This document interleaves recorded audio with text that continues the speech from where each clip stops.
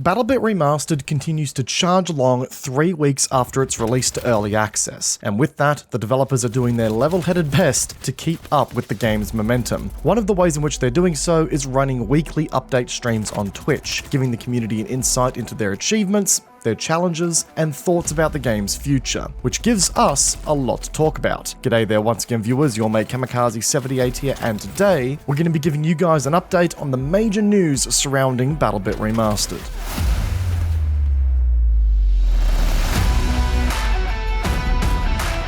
So, as is per usual for these development live streams, there was a lot to update the community on. The developers of BattleBit have been incredibly transparent so far on the way the game has launched and how everything is going, and that has not stopped. Lead game developer Sergeant Okidoki confirmed in the latest dev stream that some technical issues with the game have been slowing down his ability to work on bug fixes and new content. Funnily enough, the majority of these issues actually stem from the game's huge player counts and initial success, which has forced Oki's hand in developing better optimization for the game's backend to handle the increased traffic. In actuality, it's actually a pretty good problem to have if you were to have any problems at all, but it has led to some extra work needing to occur on the less attractive and less shiny stuff of the game, to us the players at least. Some of the stuff that was worked on included, progression not saving on limited occasion, and memory leaks occurring on some of the game's servers over time, stuff like that. Now thankfully, Oki has confirmed that he's made some excellent progress on this front, and that he hopes to return to the more,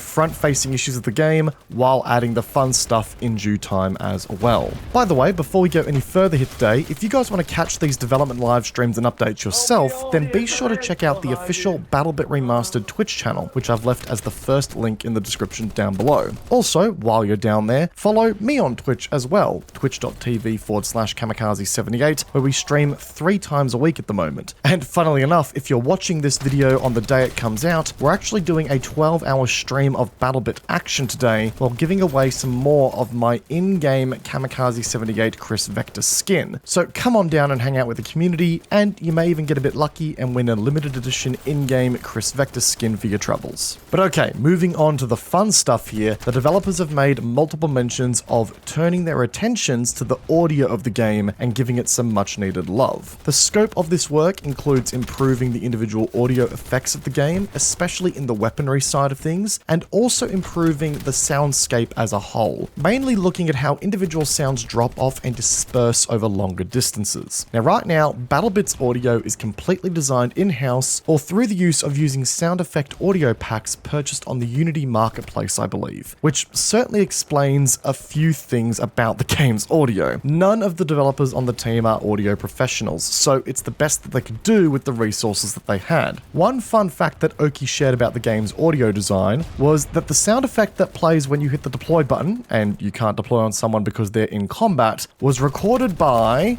hitting his microphone with a spoon. And yep, that means that you're all now going to have the same mental image that I do whenever I click that button going forward and I'm not allowed to deploy on my squad mates. You're welcome, by the way. But yeah, the developers definitely acknowledge that while the game's visual presentation is not realistic by any stretch of the imagination, and therefore the audio doesn't necessarily need to be that realistic either, they do want to improve the general soundscape of the game and give it a bit more presence. Oki is very keen to engage a professional audio studio so that he can delegate that side of the game to a bunch of experts that have a bit more experience in mixing audio accordingly. One thing the developers did urge though is that they do not want to go overboard in the audio design and create an overbearing experience. Using incredibly realistic audio does not mesh well with the game's visual design for one, and also given the game's scale, having too much audio fidelity when 20 plus dudes are firing around you at the same time, it's just going to create a disorientating experience and it's going to hurt the overall readability of the game. So it's all about finding that balance, but it sounds like the developers are committed to getting there.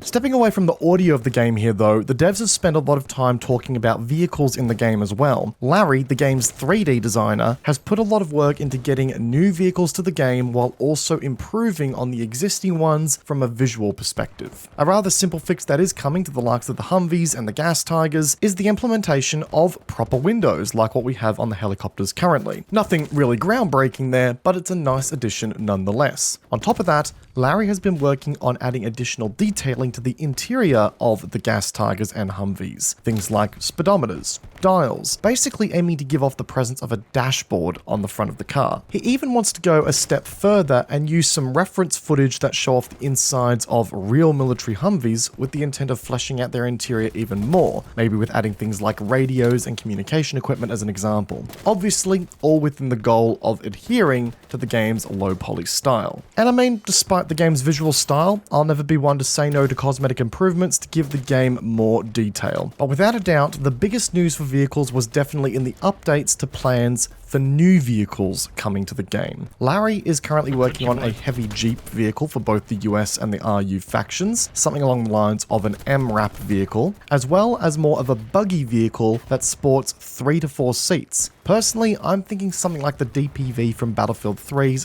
Back to Karkand expansion pack. You know, a fast-moving but extremely agile vehicle that has a 50 cal mounted on top of it as well. We haven't seen any screenshots of these assets so far, so we'll just see in due time. On top of that though, we also now know that the new attack boats that are on their way to the game are taking the form of the RCB-90, which Battlefield 4 players are going to be very familiar with. These vehicles are going to support one driver with a main cannon and 2 extra gunners on board as well, utilizing what I believe are to be miniguns. As I've said in the past, these vehicles will go a long way in making the water space of BattleBit feel a little bit more fleshed out and better utilized, and I honestly can't wait to get my hands on them myself. The developers also briefly touched on the overall handling and physics of the vehicle game right now, confirming that they are nowhere near 100% happy with where they are now in the game, but improving this side of things is going to take time and isn't likely to be finalized for a while yet. So overall, some great news for vehicle enjoys in the community there, that's for sure, but it doesn't stop there. Larry also confirmed that he's continuing to work on overhauling a lot of the older gun models in the game, with the L86A1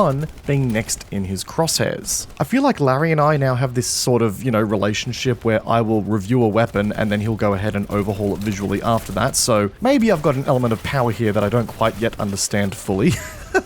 But Larry also confirmed that the SSG-69 is also in his crosshairs soon after, and he definitely intends to give that sniper rifle a little bit more in the way of visual love. The developers also confirmed that a barbed wire deployable is coming to the support class very soon as well, and will continue to flesh out the support class's role in the game of being the fortification builder plus bulwark of defense. This barbed wire will make your character walk slower if you happen to come into contact with it, and you will take very, very light damage as you try to traverse it. Oki has said that it's not really designed to kill you unless you decide to stand in it for an extended period of time, so it's not going to be yet another landmine, just something that will act as a more of a deterrent or something that can trap enemies on certain choke points, I guess. That's unfortunately all we've heard so far in relation to the infantry game and content that is coming there, but once again we do know that a ton of weapons are currently sitting in the game files ready to go, so hopefully we see more additions to the game there shortly. But lastly for today, and as seems to be the tradition for these dev stream update videos that we're doing on the channel so far, Oki provided a further update in regards to the anti-cheat and how he envisages things going forward. As some of you may have seen on the BattleBit Remastered community Discord, Oki put out an announcement stating that he is looking to build a team, a dedicated team if you will, that specializes in detecting cheats and weeding out possible cheaters. This is the only way in which the BattleBit team is currently planning to expand in any way, shape or form, and the goal there, once again, being to supplement all of the automatic anti-cheat software that they're looking to implement, while also seeking to delegate some of those responsibilities to other people so that the developers can actually focus on, developing the game. Oki also talked briefly to Faceit Anti-Cheat and gave the community an update for Linux and Steam Deck users. He acknowledges that a lot of people in the community have purchased the game on Steam Deck and Linux and doesn't want to spit in their face by basically saying, too bad, so sad, thanks for the money. So some extra work is going into a new version of Faceit that is apparently, allegedly, aiming to be Steam Deck and Linux compatible. At least that's what my read was on what he said in the live stream, but if there's any clarification in the comment section down below that I may be getting wrong, then please let me know and I will amend or update accordingly via a pinned comment. Oki even talked briefly to utilizing tech from the Battlefield 4 days known as Fair Fight, which basically takes historical statistics from the game's population, which is then used to inform and flag information that may indicate that a player is cheating. You know, say it's a sudden fluctuation of statistics that indicate that a player might be toggling cheats on and off, something like that. However, Oki also acknowledged that in BattleBit there can be a huge fluctuation of performance depending on a particular flank that you may or may not get. And he even went as far as to say that things like, you know, C4 or proximity mine bomb droning on a Wakistan bridge and scoring 15 kills in one hit may be enough to trigger such a system